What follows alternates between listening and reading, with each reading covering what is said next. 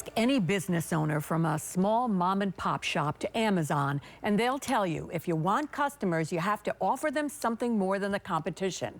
Well, over the past 20 years, New York State has used that theory to explain spending billions of dollars to lure movie production companies to film here.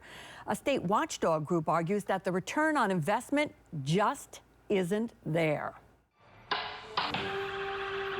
They bill it as Hollywood on the Hudson, but there was a time when big-name Hollywood celebrities like Kris Kristofferson didn't remember being here.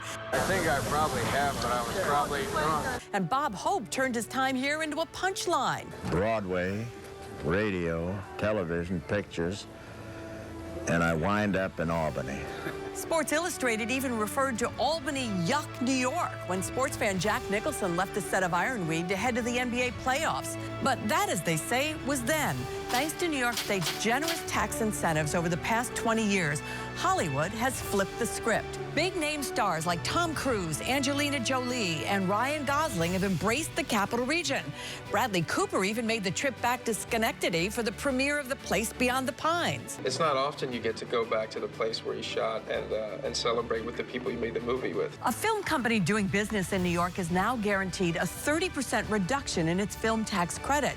Over the past 20 years, New York State has thrown $7 billion at the film industry in incentives, so the return must be enormous, right? And they will tell you this industry did billions last year in production and employed tens of thousands of people. But again, they're pretending that the entire industry would dry up and blow away if you were not giving them $700 million a year. And these are not tax breaks. They are refunds on a tax return, even in some cases, big tax credits for companies that didn't owe taxes to begin with. There is no other giveaway that you can think of. Oh, no. No. E.J. McMahon of the Empire Center says this is beyond corporate welfare because welfare suggests the company needs the money to stay in business. It was over $400 million a year for over the past 10 years.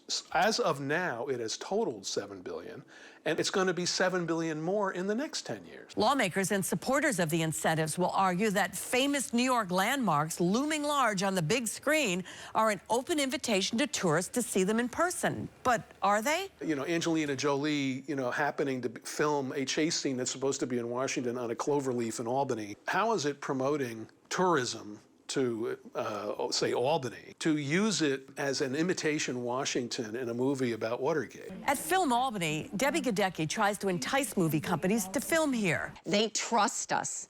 They know that we will do whatever is best for them while they're here and keep their bottom line as best we can. Godecki admits productions like The Gilded Age, The Good Mother, and The Other Guys might come here anyway, but it's the cold, hard cash, she says, that's the lure. I can tell you this, most of them come here because of the film tax credits. She points to different numbers that she says justify the state's expenditure. 300 extras, 1,000 sleeping room nights, parking lot fees, location fees, that all adds up. That does not hold water unless you assume that every single production would have been made somewhere else if not for that credit. And that's simply not credible. As for McMahon's concerns that these multi-million-dollar operations are greedily gobbling up taxpayer dollars because they can, Godecki says, at the end of the day, the motion picture people have to report to somebody, their board of directors. It's a business. I know the industry plays this blackmail and extortion game, but it's just, this is getting tired.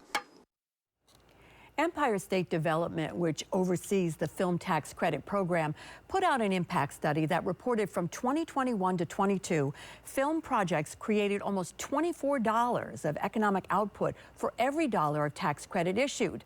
McMahon counters with a recent exhaustive analysis of the state's tax incentive commissioned by the State Tax and Finance Department.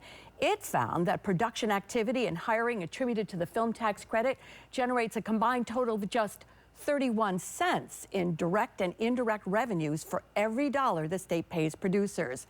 Here was their bottom line conclusion. Based on an objective weighing of the costs and benefits, the film production credit is at best a break-even proposition and more likely a net cost to New York State.